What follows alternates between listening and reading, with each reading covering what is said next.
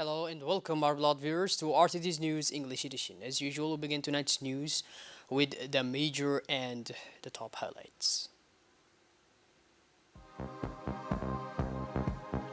Opening of the North Agency of the National Social Security Fund, region of Tajarrah.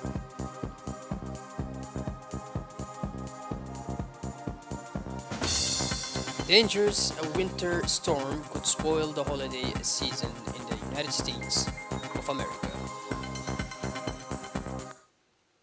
Those were our major and top highlights. Welcome back to our newsroom, our beloved viewers. The Republic of Djibouti welcomes the release of its soldiers who fell into the hands of the terrorist organization called Fruit Armed in the wake of the cowardly attack on Garabtisan on October 7th, 2022. It reiterates its faith in all the bravery and determination of its armed forces to defend the homeland and uphold the territorial integrity of our country. The government of Djibouti reaffirms its firm determination to track down the terrorists who killed our soldiers in cold blood in Gabartisan, wherever they are, in order to bring them to justice. Finally, the Republic of Djibouti expressed its thanks to the brotherly Ethiopian government whose efforts have enabled the release of our valiant soldiers. It's official. The Northern Agency of the National Social Security Fund is now open and operational since today. The director of the CNSS, Madame Dera Ahmed, went to the White City, who was welcomed by the authority of the region. This commissioning is part of the government's roadmap to accelerate the process of deconcentration of public administrations in order to bring the state closer to its citizens. For the CNSS, it is also an opportunity to get closer to the insured persons who will be able to register directly in the agency, but also to file their application to benefit from the various services provided by the establishment.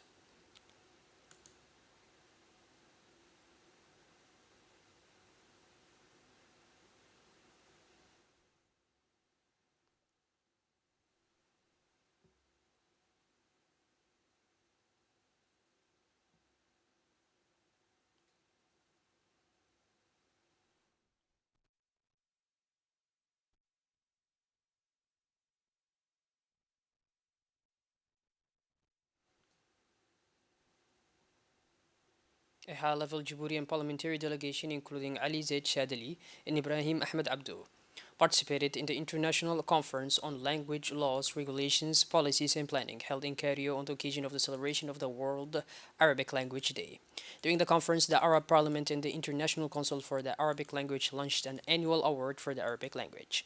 This initiative comes in order to encourage all efforts to preserve, promote, and upgrade the Arabic language and strengthen its regional and international stature. The Djibouti member parliament delivered a speech at the conference in which he noted that attention is a participatory responsibility that everyone must assume.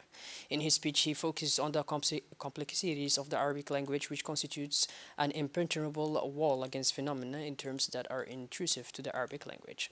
Mr. Ali Zaid Shadili took this opportunity to stress the importance of establishing a unified Arab strategy of the development of Arabic language complexes and the exchange of experiences.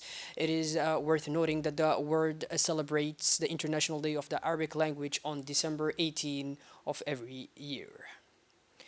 In application of the prerogatives of the Ministry of Health relating to the provision of the collective food toxifications, the hygiene agents of the INSPD have concluded and conducted with the support of a unit of the Gendarmerie a series of sanitary control of food products at the level of restaurants and points of sale.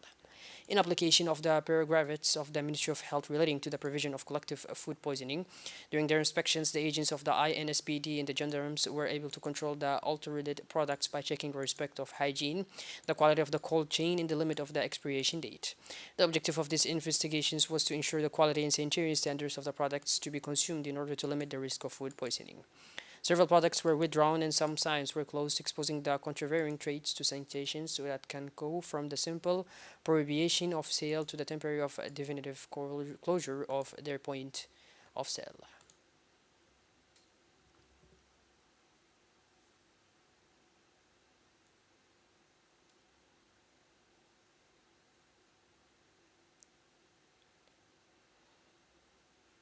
The director of the INSPD, Dr. Hussein Yusuf Darar, recalled the importance of these periodic and routine controls that ensure the safety of consumer products that are placed here on the national market.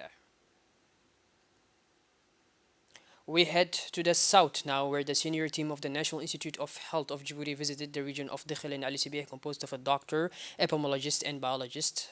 The objective of this visit was to raise awareness on the means of prevention, such as the destruction of larvae and the monitoring of disease data, and reporting is the mandatory update on the care and circuit of patients, submission of focal points at the laboratory level in the health regions, and the initiation of research projects to the surveillance of pathogens. In this regard, this team met with a team of health regions composed of doctors, nurses, and laboratories.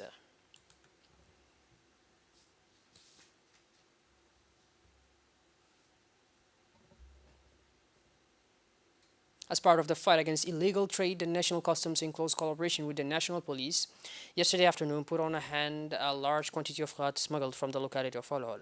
It is about 20 packages of khat transported by smugglers intercepted during an operation of routines near the sector of Nagar, located at some jet of new station of train of Nagar. According to the procedure enforced, the totality of the seized khat were destroyed by fire in the presence of the head of the Customs Division of the Arta region, Mr. Yahya Musaege, the Chief of Brigade of PK 51 and PK 20, Mr. Suleiman Hassan, and the Lieutenant Colonel of the company of the police station of the commune of Balbala, Mr. Saeed Absi. During his speech, the head of the Customs Division of the Arta region, Mr. Yahya Musaege, welcomed the success of the operation and warned the traffickers of such actions. A powerful winter storm was expected to hit much on the United States this weekend, threatening to create chaos just as tens of millions of Americans plan to travel for the holiday season.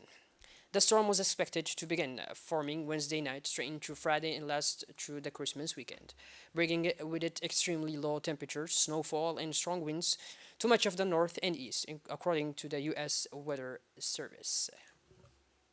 Well, by this, our blood viewers, we finally conclude this edition. Thank you for being with us, and make sure to tune in later for more. Have a wonderful evening. Take care.